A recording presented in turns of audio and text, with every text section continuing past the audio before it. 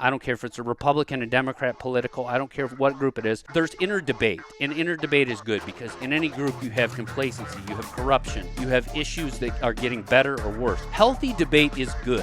Conversations about the future of hunting are usually not very easy to talk about, but in this episode, Skip is pulling questions out of a bucket, and he does not dance around anything. We have some problems in our own house, hunters. Let's acknowledge them and let's debate them. That's what's going to unify people. Dude, hunting's gotten worse. The access getting worse. All these places are getting publicized by you guys. If we keep this same, trajectory of only the rich can hunt and only if you have a giant parcel, it's just going to push all the average people out of this sport, and it's going to ruin it if we don't correct course. So this is coming from a place of positivity to hopefully address the elephants in the room, and Skip does exactly that. In this episode of the Whitetail Podcast, brought to you by Moultrie.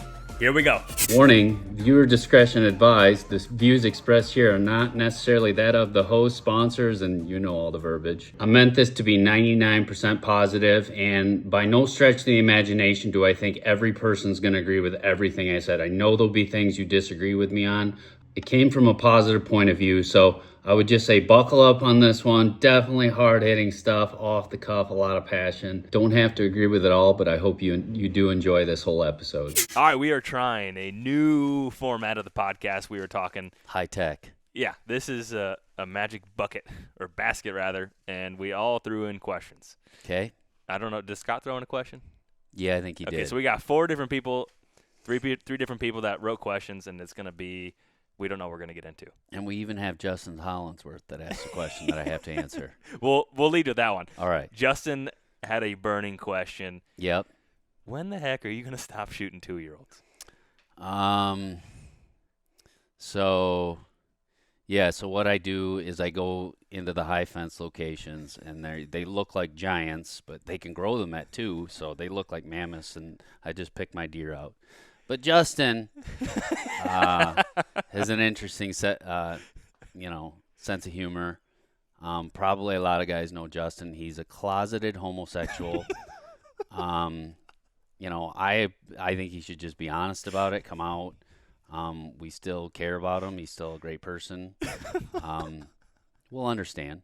So yeah, I'll keep shooting 2-year-olds until he comes out of the closet. I don't know if we're going to be able to hear that. We're going to clip it. We're going to clip it and send it to him for sure. And just say, hey, is it okay if we go ahead and give approval for this? He'd be okay with it. 100% he will. All right, we have the very first bucket pull in this new format, and we don't know what's going to come out of it. All right. What's the story on your one that got away? The big buck that got away, didn't come together. Is there one that jumps out right to your mind? Okay. There's a lot of those, actually. Most of them are like that.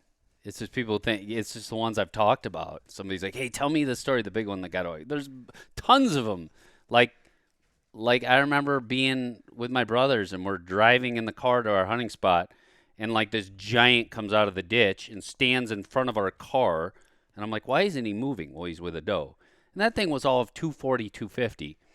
In Van Buren County, Iowa. That was like 15, 20 years ago. We looked at that thing, and he wouldn't move. And I'm like, oh, my gosh. Literally could have gotten out and just shot the thing, but, like, why? Why would anybody do that? And some people would. And then that was not that far from my farm, and I hunted there all the time. But that was even before trail cameras. Never saw that deer. I know nobody killed it unless they kept it really quiet. So I have lots of little examples like that. Maybe that one's significant. It was just mammoth, and I still remember it in my mind, like drop tines and kickers. And I mean, it was 240, 250 legitimately all day long. That one got away. So then I had 2 deer one year, several years ago. One deer just cruised through my farm, and I don't know what deer it was, and it was there for a few days. And it was just cruising during the rut. That's the easy solution there. Never saw it. Don't know what happened to it. No clue. Then there was another one that would come onto my farm a certain time of year that was on the neighbors, and I actually wanted the neighbors to get him. And I was like, dude, I didn't grow that deer. You grew that deer. And it was a giant. And to this day, I am firmly convinced it got poached. I don't know for sure. So a guy who we let shed hunt, a friend of mine, was down by that end of the farm, and he was walking along the road, and he says, hey, look at this 10-point that's in the ditch like 50 yards off. And he found the crossbow bolt in this 10-point. And then he found another one, I think, that had a crossbow bolt, and the head was gone. And there was like, but he wasn't a hunter, and he just didn't know what he was talking about. And I didn't hear about this till like 3 months after he was here. And I'm like, wait, what? He's like, yeah, I found these crossbow bolts in these deer. And then I think one of those deer was probably that deer that vanished. And I know he for sure got killed or vanished. He succinctly vanished when he was coming through consistently. So I firmly believe he got poached. I think we have even some leads as to who poached him. We kind of know. I think some people know. I know that person probably is just keeping it very, very secret. I should put the photo out of that deer, and then maybe people would recognize it, be like, oh, I know who has this. And they have this in their basement. And it's just like, dude, you're a scumbag. We'll put it on this podcast. All right. Yeah. Send us a picture. All right. I think he got poached, and I think somebody's like, yep, I got away with it. It's like, oh, awesome, dude. So you shoot a deer out of your truck with a thermal and a crossbow, probably. That'd be my guess. It's so lame. It's so lame. And I hate that goes on. Drives me absolutely insane that people would do that kind of stuff. And it's like, what's even the interest in that? Just go to a 5-acre high fence and just pay a little money. You won't get in any trouble legally, and just shoot a deer and tell all your buddies that you shot. You know, you took a trip out to Iowa and look what I shot. Here's a 300-incher. Just do that. There's more dignity in that. So instead of driving to these farms and poaching deer, and, you know, there's nothing like, you know, just having like a truly gigantic, huge deer. A lot of years we don't have them on this farm or in the area. So if a guy wanted to poach here, I mean, certain years you'd be like, okay, dude, you can shoot maybe there's a 170 around. On certain years, it's not great. So the whole poaching thing and targeting neighborhoods and coming up there from different regions, those people are lame. Get a life. Just go pay somebody with a 5-acre high fence to shoot a deer and go brag to your friends that that's what you shot, instead of poaching and doing stuff so stupid. It drives me insane that these people exist. Do you think poaching is worse or better? I think it's better because of trail cameras. I think it's worse in that there's enough people. It's a handful. It's a small group of people who will use the technology and be like, now I can do it with thermals and a suppressor or a crossbow, and I have night vision, stuff like that, where they're like, you know, it just takes a handful of those people, and they'll target great neighborhoods and drive around and do that. And it's like, why? Why do you use your effort for like that, for stuff like that? It's kind of like the dude that's like, you know, I could run a great business and become wealthy, but instead I just decided to figure out how to mastermind robbing banks. It's like, dude, if you used your abilities for good things, you could have been successful. And guys who poach deer, I just think it's the lamest thing. They're sorry. It's just a sad component of they're not hunters, and I just think it's super lame. So I think it happens quite a bit, and I think they definitely target good neighborhoods, and a lot of times they'll come from out of state, and people are more aware of what goes on. So we have things to combat that pretty effectively. But yeah, it happens a lot, and even in neighborhoods across Iowa or wherever I am, like the rifle shot right after dark when it's not rifle season, or you can't even use rifles, and crazy stuff that goes on, it happens a lot. Or how many headless deer I've heard of over the years. It's just ridiculous that people do that stuff, but it happens a lot. And that's why I wish, here, I'll put a fine point on that one. Yeah. I wish the DNR's focus was all that, the egregious poaching. Like, you're not wearing enough blaze orange. You didn't quite do this right. I'm not dismissing all the minor infractions, but I wish all their emphasis was on the most egregious poachers, and I wish we had insanely high fines for those people. You know, don't waste your time checking the guy on public land for now on does he have this or that. Go after the egregious poachers, and when you got those guys really controlled, in some areas they do, then go after the nitpicky stuff. And I'm not dismissing it. But I really think the focus for law enforcement needs to be on the most egregious people. And it's the harder things to do, too, because I got to patrol. I got to monitor. I might have to put a sting in place. I might have to do all these extra things or work at times that I'd rather be home. It's harder. But the ambitious COs among us are going to go after the most egregious people. And some of these dudes, like around here, 30, 40, $50 a year they get nailed with, like in 1 year shooting out their truck. So nail those people and then worry about kind of the more silly issues later on. I like that. Alrighty. One of the most overlooked pieces of gear when it comes to whitetail hunting is your glass, and that's why I trust Hawk Optics. I've used all sorts of different binoculars over the years, and I truly believe that Hawk dollar for dollar is one of the best options. There's premium glass, a lifetime no-fault warranty, and the Frontier series has been great. I would put it up against any of the glass I've used in the past, and even some more expensive pieces of glass. So if you're ready to upgrade your glass, get a new pair of binoculars, use code WHTL15, or check them out in a retail store and give them a shot. Hawk Optics, vision accomplished. Is the younger generation helping or hurting hunting? I would say it's helping because the younger generation of hunters is becoming fewer. I think they're far more educated than the old generation. The old generation, like 20 years above me, I think has hurt hunting a lot because for several reasons. They're extreme. I'm going to stereotype them to an extreme extent, but they've been extremely lazy on defending against bad regulations. They've okayed anything to make hunting easier. Yep, okay, make it easier, kill more. I just want it to be killing, not hunting. Or any threats that have came against the resource and hunting, they just sat by and said, well, it's fine. And then you try and get that older generation to be like, let's make the regulations better. Let's do these things to no, you can't change anything. They're so stubborn. No, you can't change anything. It's got to stay just crappy. It has to suck. We can't make it good. No, it's always been this way, so it always needs to stay that way. That's what they're like. The younger generation, any young generation that gets into something, they don't know what they're doing. Myself included. I had no clue what I was doing when I started hunting. I was the worst hunter on the planet. So I did dumb things. I did like, whoa, I can't believe you hunted that way. I can't believe you even got a deer. How didn't you quit? You were that crummy of a hunter. But I got good eventually. Well, it took several years. All those kids will start like that. We all started like that at the bottom. We all did. Unless, maybe Daddy says, hey, I'm a billionaire and go out and take your pick on all these deer that we have set up. But if you have to do it on your own, you got to learn. So we want those people, and the kids are always going to start out with very little knowledge. And some of them are going to be excellent hunters and will be the people who carry hunting into the future. Some of them will be knuckleheads. Some of them will do stupid things along the way. But later in life, they'll be good stewards of the land. They're going to be the caretakers of the sport.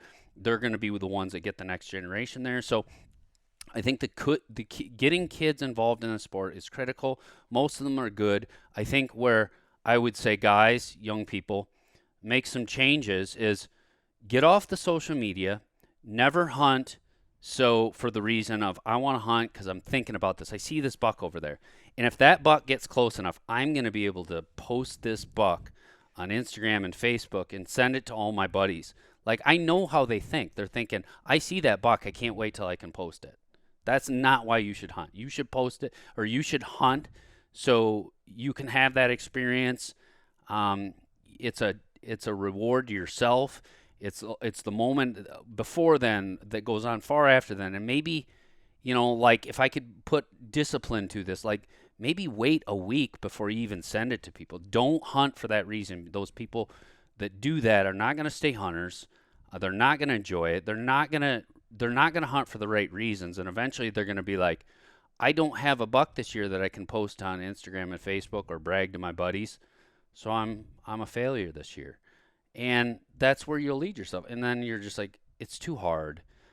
So I'm either going to quit or I'm just going to, I have to post a buck. So I'm just going to shoot a buck that I really don't want to shoot. And I would say that's a detriment that I hope hunters don't fall into. And, our generation, so the middle generation here, well, me, 46, looking at the younger generation. Now, my generation has a duty to change some things too. we also have to facilitate some changes to make it better for that young generation, better for the kids, so they can have a quality experience. So we change some regulations, we adapt.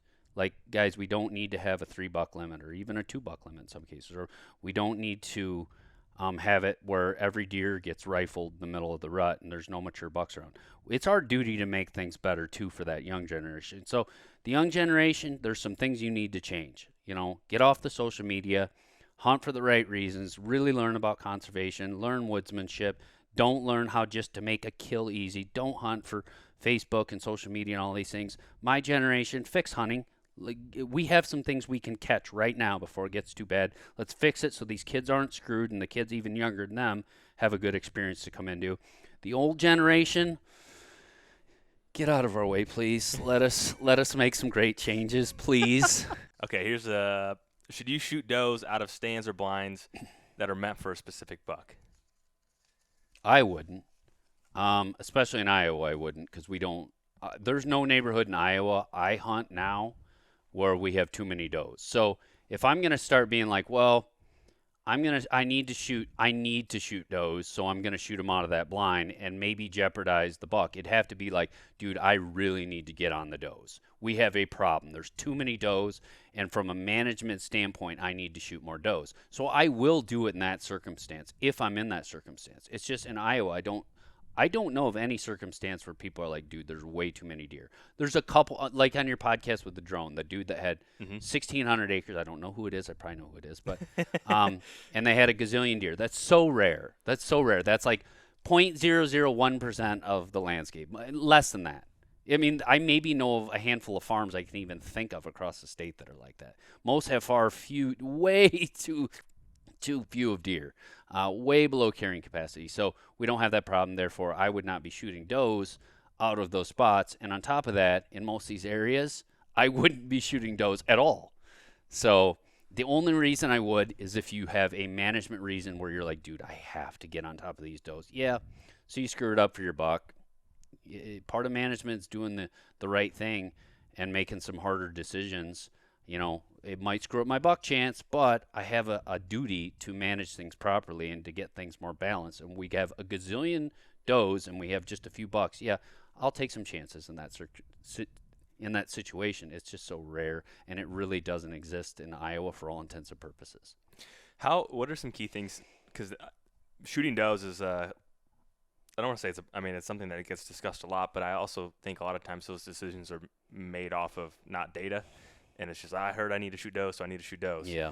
What are some ways to understand if you fall into, maybe you're in a part of the country where, man, I really do think I have way too many does. Is there any clues or indicators that, and I know I'm asking multiple questions at once, but then a lot of times people that are trying to manage their property have more food, more habitat, and so they're carrying more deer, and it's probably not a true reflection of the area. Yep. So with all that jumble of statement and question I just gave, what would you say? So I can think of a lot of regions across the country with too many does, and I know why it happens too. Like northern Missouri, which is just right over here, you look at the amount of does shot. We kill far more does than Missouri does, and you're like, but there's a magic line, and we have all sorts of data that shows we kill far more does than the people in Missouri do. And then you go to regions in Ohio, some regions in Illinois, some regions in southern Wisconsin, southern Minnesota. They'll have pockets where like, we cannot get the does under control. What's going on? Well, what goes on in these areas is like a non-resident will come in and lease a giant swath, and they'll show up during the hunt to rut, or during the rut to hunt, and they're only there to shoot a buck. They will not let any does shot. So if your state allows non-residents to come in and just lock up huge swaths, you're going to have a doe problem. You just are, in most cases. So that needs to be alleviated, and the state needs to think through, maybe we need to do some things so our residents have more access. And if guys just lock up huge swaths and nothing can be shot but a buck, you're just going to have a huge issue.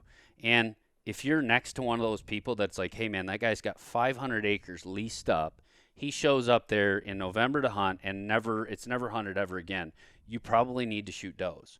And when you're in those circumstances, here's the good news. If you're a resident, residents control the doe numbers in any state. They just do. I go to Kansas. I'm a non-resident, so I'm putting myself in the non-resident camp. I don't go to Kansas and control deer numbers. Now, they have kind of the same issue where most of the area don't need doe shot as well. But I won't effectively control does. The residents do. The more you drive the residents out, the more access you take away from the residents. Now your ability to shoot does is gone, and you'll lose those residents. They'll actually quit. But the good news for a resident that lives there is they have 4 months of hunting season. If there's does that need to be shot, if you can't get it done in 4 months, you got problems. Go pick up another sport. Like shooting a doe, I get it. There's circumstances where it's difficult, but when you have 4 months and you could be like, well, I only have my bow, my muzzleloader, my AR, and, well, I suppose there's a crossbow season late in the season. How am I going to shoot doe? 4 months with how many different weapons you can use if you can't get the does done? And you don't need to push this like, man, I need to do it during the rut and maybe goof up a buck hunt. Go out in October. Any warm night in October, even where our deer numbers are down, I can still pick a spot where I'm like, I'll shoot 3 does tonight. So when people aren't shooting does, it isn't because hunters can't get it done. It's because they're choosing not to get it done, or they can't get it done because they don't have access to the land. Everything's tied up. Dynamics like that.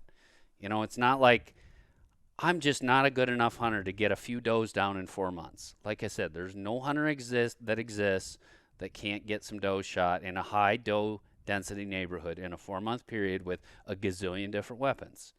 The problem is something else. Rain tags on people. Say, but we'll give you unlimited doe tags. It's not going to change anything. Wake up, DNR. Not going to change a thing. There's other dynamics at play here. Listen to the hunters. Listen to the people who really understand these issues.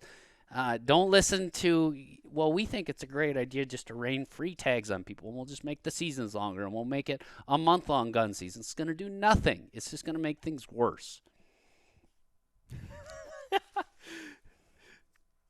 I could feel that coming from the heart there. Hopefully all of it is. No, I don't know what's coming for questions either, which I do like. Oh, man. Is YouTube ruining deer hunting? No. I probably got into deer hunting to some extent, watching hunting videos. Some of the people I watch, if you think about them today, I'm like, that guy was actually kind of a tool. Most of my are genuine good people. But I didn't care about that when I was a young kid. But I thought, and there was very little I could watch or read. North American whitetail was big. Not DVDs, VHS tapes of the hunts. And then there'd be shows on TV with hunting. People would say that's ruined hunting or social media's ruined hunting. It doesn't.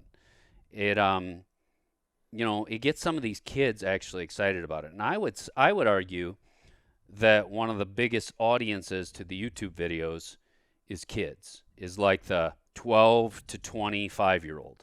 That would be my opinion as to what the biggest consumers of that content is. And if you can excite them, that's a great thing. If you can get them into the sport, and when they can't hunt, they can watch this. Hopefully it's not a substitute for hunting, and they're just like, well, I'll just watch it from now on. I won't do it. I don't really see that scenario happening a lot, but I think that's good. Where I think YouTube is bad for deer hunting is when, this happens in Iowa a lot, is like the best farms are on YouTube, plastered all over YouTube. And a celebrity comes and hunts here, and we give him a special tag to highlight on the best farm, which is like the 0.0001% best of the best managed farms. And these kids or people who live in other states or different regions, they watch the YouTube videos every time it's in Iowa, and they're like, he shot another giant, another giant, another giant, another giant. Look at that field full of giants. He passed up bombers. That's what Iowa's like. And so across the country, every year, there's a targeted marketing campaign that highlights Iowa. And everybody sees it from around the country, and they see it every year, and they don't forget about it because it's repeated year after year after year. A lot of it with the celebrity tags, where we give people tags to promote Iowa deer hunting, which is insanity. And so they see all this stuff, and it's broadcast to millions of people, millions. And then they go, I'm going to put in for Iowa. Why are you going to put in for Iowa? Because look at how great it is on YouTube. Okay. But why don't you hunt your own state? My state's ruined. My state sucks. I want to go to Iowa where it's great. And then they come here and they realize, hey, it's not like the YouTube videos. Or people get discouraged and they're like, why can't I have results like the YouTube videos? Dude, that's not reality, okay? It's not. It's a tiny little paradise fraction of our landscape. And then the other problem it creates is all these people from other states see Iowa like that. Whoa, it's great there. My state sucks. Let's go there. And then all of a sudden our draw time goes from, yeah, I can get a tag every other year to, hey, now it's every 7 years. And that only happened in 15, 20 years. No, less than 20 years, 15 years. You're like, yeah, well, every 7 years I can draw a bow tag, soon to be 8, soon to be 9, soon to be 10. That's not good. Mm-hmm. When we have a 10-year wait, which is coming, to hunt Iowa, that's a real problem. And a lot of that comes from the direct marketing of the top-end resource. Look at what Iowa can do. I see it on YouTube. And that's a problem. So a lot of good things, a lot of bad things, and we can fix some of those bad things. Yeah. But there's some great things. So, social media ruins hunting. YouTube ruins hunting. Celebrities ruin hunting. No, it doesn't. It doesn't. There's some downsides with it, and it causes some issues, but it's not ruined. That there is not ruining hunting, and it can succinctly define what is ruining hunting, which maybe one of these questions will address. So I'll stop there. Yeah. Well, I think it almost seems that it's just been an evolution of all forms of technology and communication. Was always like when magazines came out, like, oh, magazines ruin hunting. Whatever the new medium is, it feels like that would be said when I was a kid. So when I was a kid, there was no social media, and I heard all my buddies in Michigan talking about Pike County, Illinois, or I'd hear them talk about like Saskatchewan and Alberta. Then they started talking about Iowa. So word of mouth got out somehow. Magazines, some VHS videos would highlight it. And what did it do? It created a mass exodus from the ruined states for all us guys in Michigan that are like, dude, they're shooting deer with racks out there. Like, they got a frame, and we're used to, this is all we see here. Let's go there. And everybody around the country sees that, and they flock to these areas, and these areas just go ruined. And then you have people like, please don't talk about our area. We have some good bucks here. Please keep it quiet because we don't want it to get ruined. Well, as a state of Iowa, really that's what our whole state is saying. There's some good bucks here, but we're actually hurting a lot. Please don't promote it because we're hurting, and we don't need more attention and more people just flooding here and creating all these problems and making it worse and make us go over the cliff, which to some extent we kind of have. I mean, we're not like we used to be. Iowa's got some huge problems now. It's still great. It's still probably one of the best whitetail states, but we got some pain here, and we need it to recover. We definitely don't need to make the problem worse. Here we go. This is actually pretty suspenseful for me too. I'm extremely nervous. Why don't some hunting celebrities speak up when hunting regs or resources degraded or attacked? Is debating this hurting the unity of hunters? That's okay. That's interesting. All right, so I think a lot of hunting celebrities, if you will, fall into two camps. One group is the selfish, it's all about me. I made it. I just want money. I just want the sponsorship coming in, and I'm hunting big deer, or I'm hunting giant elk, or whatever it is. Why do I care? I'm set. It's all about me. And look at me. I'm cool. I'm important. I'm a hunting celebrity. So I think there's that element of it. Which those guys, it's like, dude, okay. There's different words I can use for that I will refrain from. And, and some of those people, maybe there's certain ones that I'm like, you got to change the way you think. And every person has their faults. It's human nature to maybe get egos or to be self-centered and all these things. And I would just respectfully ask them to think about the bigger picture. And it's not just about you, dude. And being a hunting celebrity, there's more important things in life. So let's grow. And I hope those people grow and be like, now it's time to give back, because I am set now. So if you are set, so now it's time for you to give back. The other group I would say, is just complacent and comfortable, and they maybe don't realize how bad it is. So they might have like a great hunting setup or be in a good region where they own a lot of land or control a lot or lease a bunch or whatever, and they shoot giants and like, well, hunting seems fine to me. Why do I need to speak up? And they don't see all the underlying problems, like, the kids that are getting into it, that they don't get to encounter these kids that are like 100 miles away. They're like, dude, I don't even have a place to go. I'm not going to hunt because it sucks. There's no access. They don't really actually realize it. So I think it's our duty to remind them, like, hey, there's all these other issues out there. There's problems with the direction of hunting. There's problems with access, et cetera, et cetera. Please make them aware of that. And I think the good news with those people, it's not that they don't care. It's not that they're being selfish. It's just a lack of education, a lack of understanding the dynamics that they don't see firsthand. So if they're made aware of it, one, that can hopefully, get them moving in the right direction. And two, a lot of these people that were like that maybe 10 years ago, it doesn't impact me. Why do I care? Now they're seeing the impacts. And I know these people, like, I didn't think about it before, but holy cow. Now it's getting into my turf where the hunting's going downhill. Whoa, this EHD thing's real. Oh, the guy's targeting my farms and just billions of dudes stacked up on my fence, shooting everything I passed up.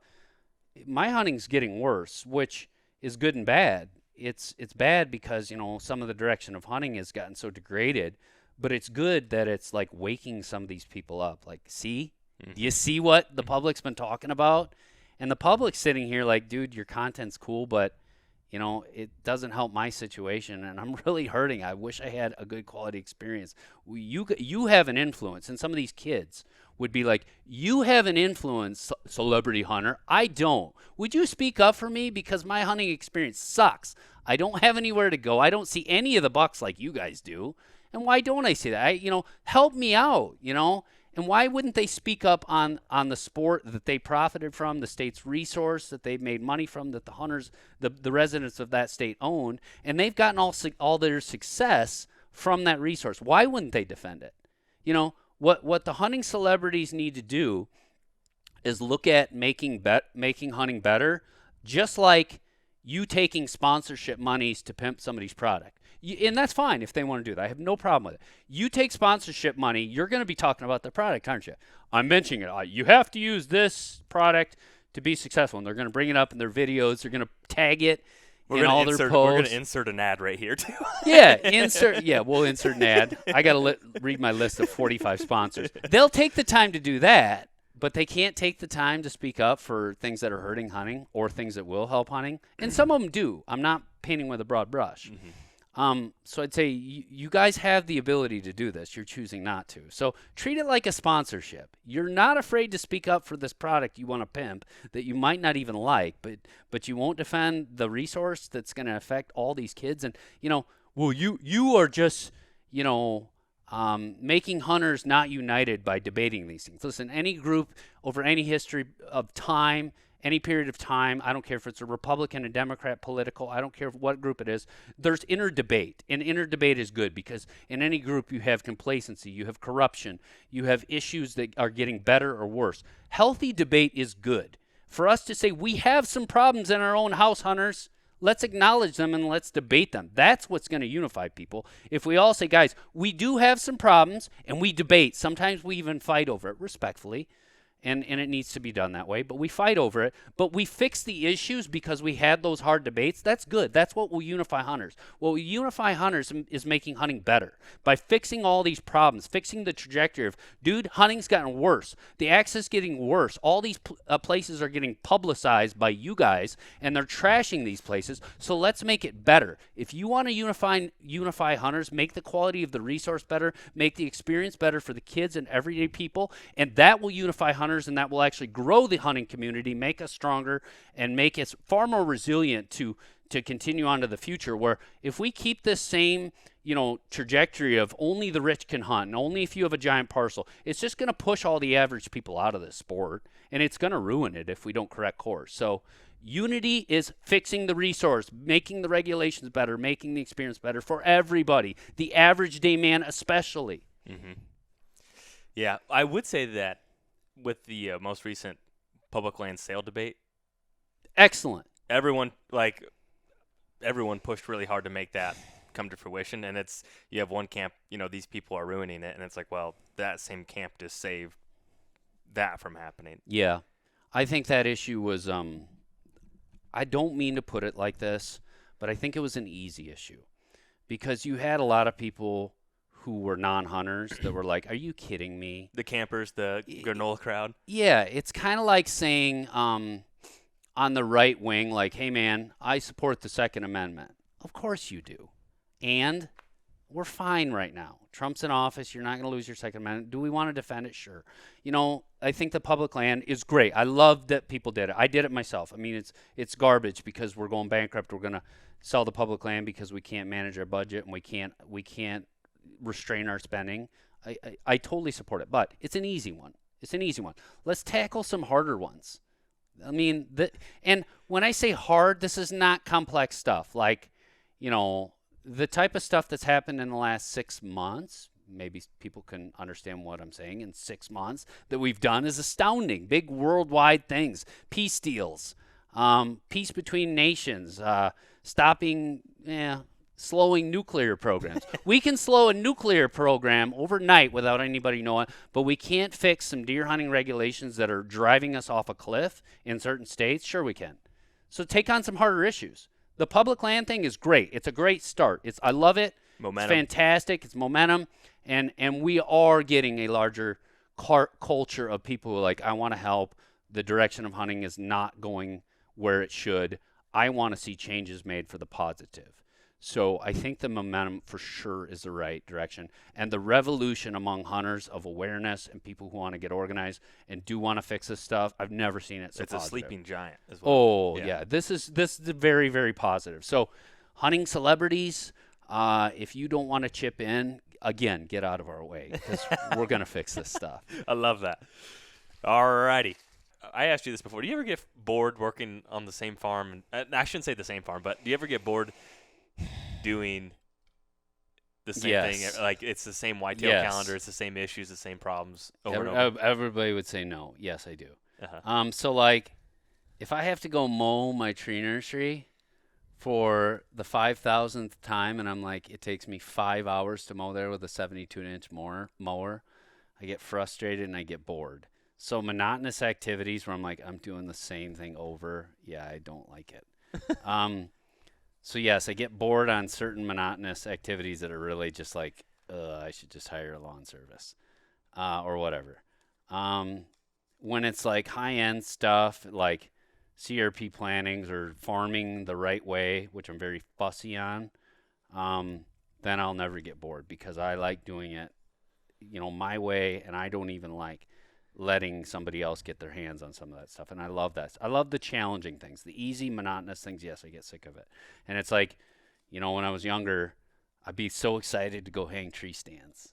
And we'd trim and we'd go for a whole weekend. And we'd be like, dude, put up 20 solid spots. Now, if I go out, especially like during the summer and I'm putting up tree stands and like sweat's going into my face and into my eyes, I'm like, this sucks. And get covered in bugs and poison ivy. I still do it, but it's not as exciting as what it once was. Now, on the other side of that coin, really quickly, enjoying the farm, being on the farm, wanting to be there versus anywhere else is still there. I love it. I absolutely love it. I'm fired up on the same farm that I've owned for forever. And maybe it's a different farm too, but I still love being out here. And somebody's like, well, you could pick a different place to be. You could get this job in a cubicle. No, I want to be here. I love this. So I'm not bored of that. Okay. Which kind of leads into this. Would you ever start a business in the hunting space? All right. What and why? And I think the other thing too is, you've never sold anything. Like you don't have sponsors. Right. It's always been value based. Just helping people, information based. But would you start a business? What and why? So here's where I'm at. I'm 46, and I work myself probably far, far too hard for my body. I think I'm 25 years old. And I've toyed with this idea for years where I'm like, this, like, I don't want to distastefully be like, hey, I'm going to produce this product or sell this product. But if I can do something in business, which I will probably do, something in business where I bring unique products, something that there's not a need for, a way to make money in this space, I probably will. It has to be done extremely tastefully. I have to believe in what I'm doing. And I am good with business things. So running businesses, I worked in the medical field, which I hated, but I still did it and made money at it. Well, I could pick the right things in the hunting space. I probably will do it. I'm still evolving on what I want to do, what products I want to have, how I want to do it. And I don't want to just be like, I'm just another dude that does this. I want us to come up with something creative.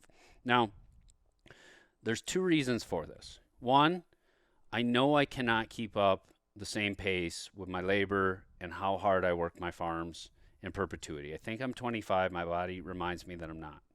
So I know I need to come up with something else. If somebody has a exceptionally good idea or something that is the right fit, I'm open to it. I have some ideas of my own that I probably will implement. I will implement them.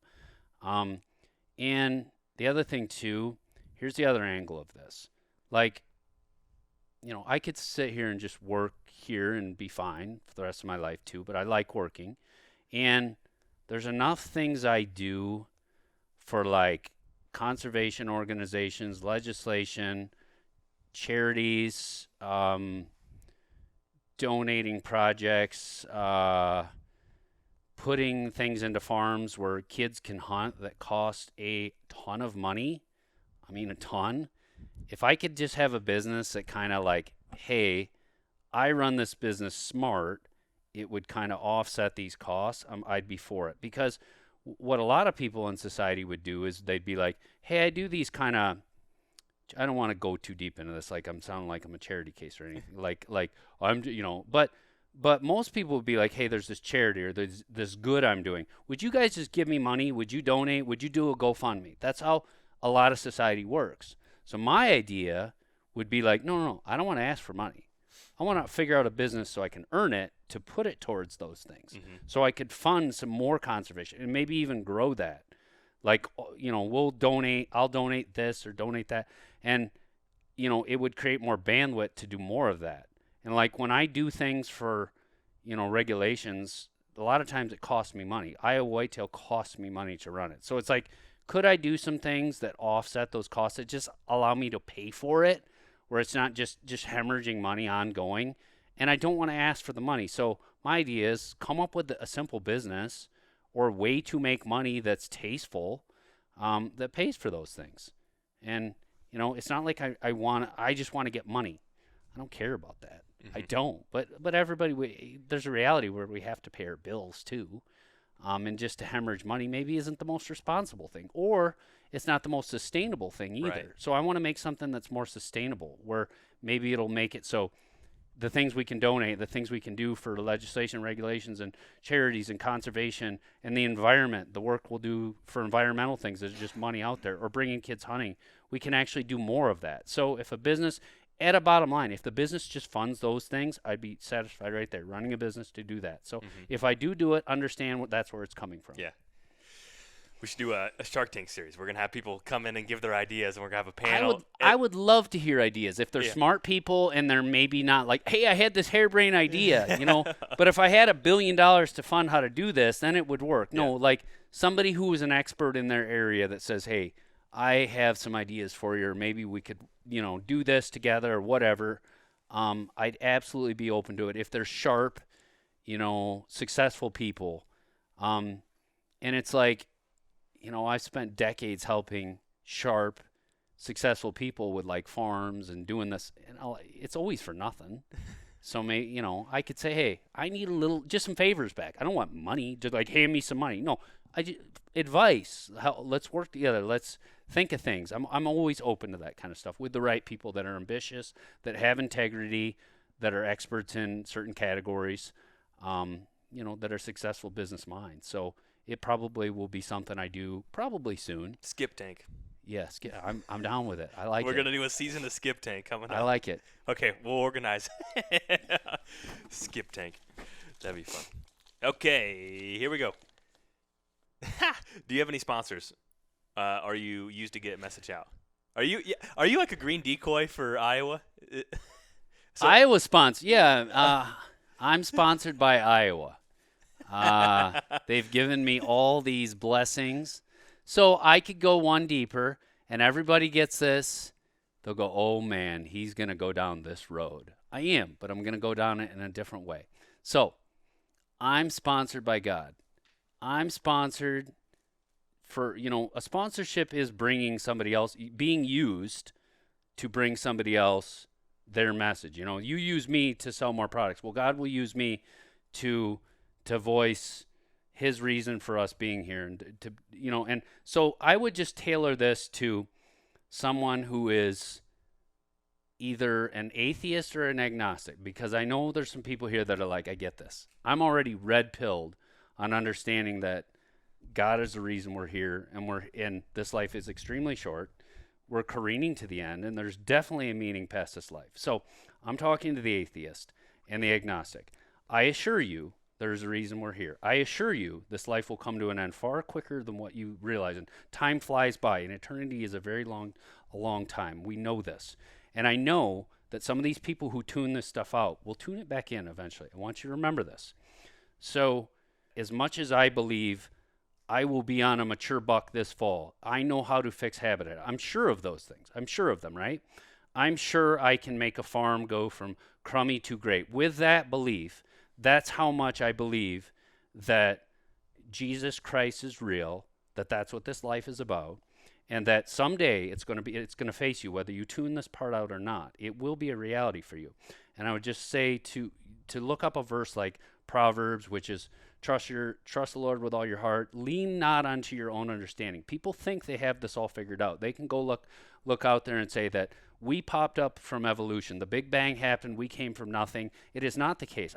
I'm as certain about this as I am anything else. Part of that is faith, but part of that is something that I can't even put into words. It's that red pill of, wow, I understand this. I believe it. I have this faith, and I hope that upon other people, and I hope that God can use me as a tool to remind other people of that. And all these deer, all this land means nothing. You're not going to take it with you at the end of your life.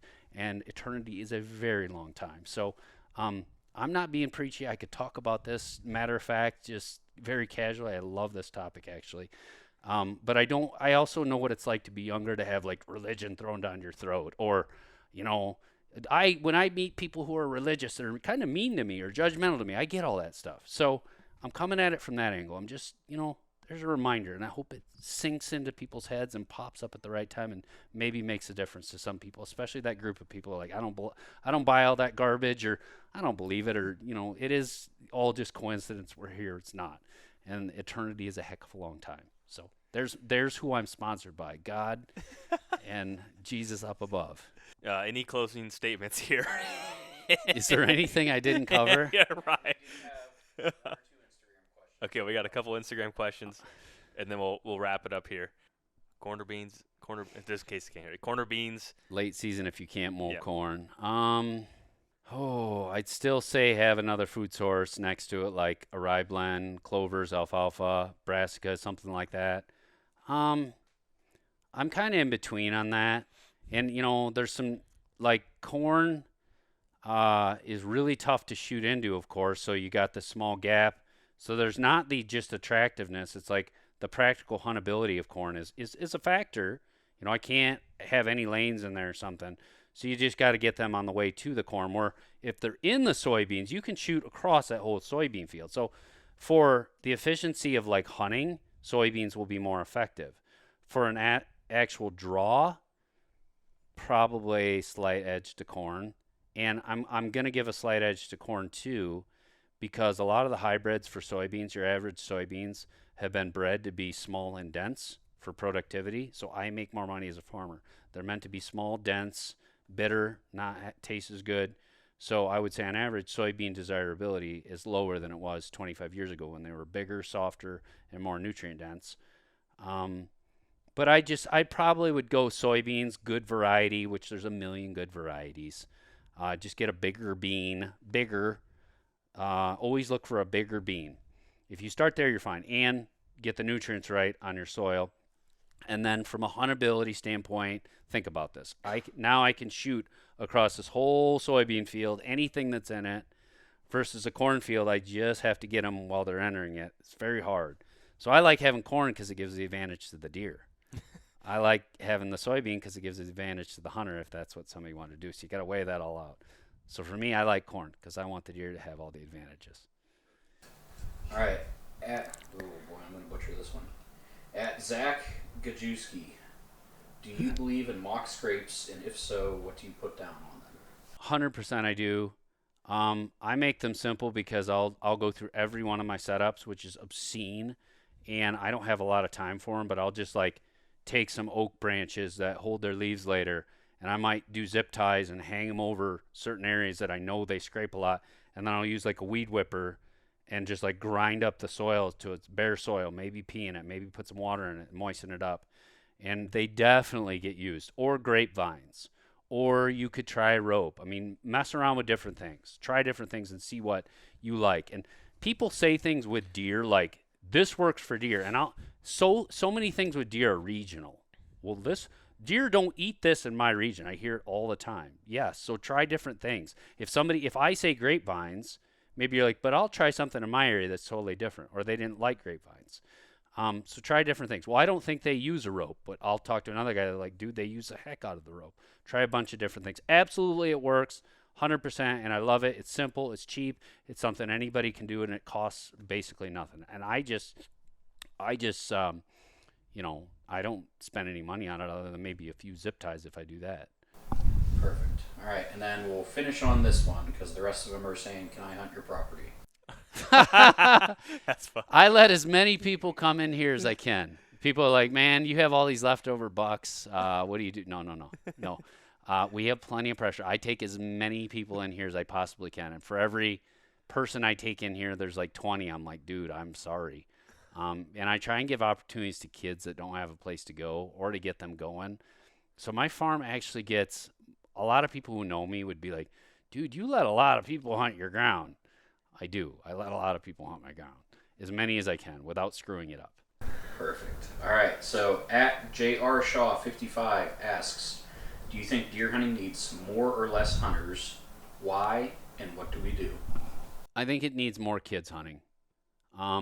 We're losing kids to all the other stupid things in this world.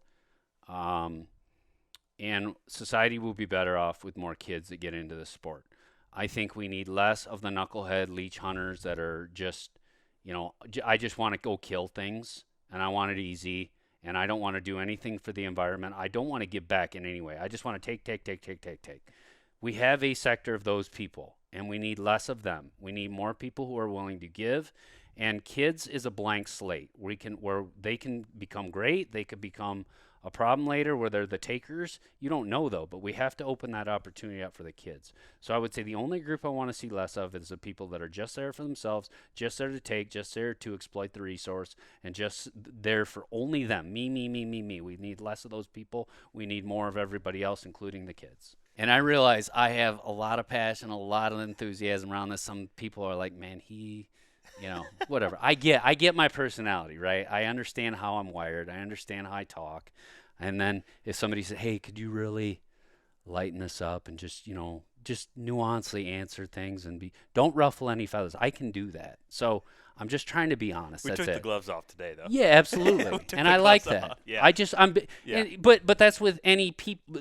Some people I can't stand the way he talks. I hate his face. He is an ugly looking dude. Fine. Not every person is liked by everybody else. I'm just trying to be honest. I have no bias, no motivations behind this. I just want to leave the sport a better place. I want to leave this world a better place. I want to do my part to give back. That's it. I realize I have a lot of opinions. I realize I'm passionate about these topics. And yes, if I want it, kind of like Trump saying, well, I could be the classic politician and speak softly. I could do that too, but it's boring. So it's fun to, just be yourself. Well, I appreciate you taking the time to sit down, record all these episodes, and ultimately, share your thoughts and opinions. If there's, when we recorded the Back 40 Meat Eater podcast, one of the questions was, how do you make the next 25 years better? And your answer was, they'll have to go listen to it. But the point being is if one person gets inspired to try to help improve the resource, even if it's in their backyard, which Yep. is 5 acres or 10 acres, or they get 5 buddies together and try to make the sport better for everyone. I mean, I think someone may be inspired to do so. And, I could say this to close it out, like, go join people in Iowa, or if you're not in Iowa, go join the Iowa Bowhunters Association and the Iowa Sportsman's Club. That money is spent 100% to protect the state, to make it better for other hunters, to do good things. There's not overhead. There's not dudes taking salaries. There's guys giving their time, giving their money. Join those organizations. Our DNR, don't give them a bunch of flack. The Iowa DNR, people in Iowa that like to rip on them, is run excellently. I mean, they are the brightest, most common sense minds we've ever had, and they're the best in the nation. People in other states, form or join similar organizations to the Iowa Bowhunters Association, the Iowa Sportsman's Club. Help your DNR to get better. Replace some people, maybe fire some people, and redo your system. So, replicate what Iowa's doing in so many different things, because we are run by common sense here. It's a land of common sense, and that can spread. Good things can spread and bad things can spread. So spread the good things, and I hope we did that today a little bit. Awesome. Well, thank you so much. Thanks for having me. Hey, there you guys have it. I want to say thank you so much if you made it this far. Next week we have an exciting episode with Greg Glessinger, and I want to say thanks for making it this far, and also for Moultrie, Onyx, Hawk Optics, and Painted Arrow for supporting the Whitetail Podcast. We have links below if you want to support the folks that support the show. And until next time, we'll see you.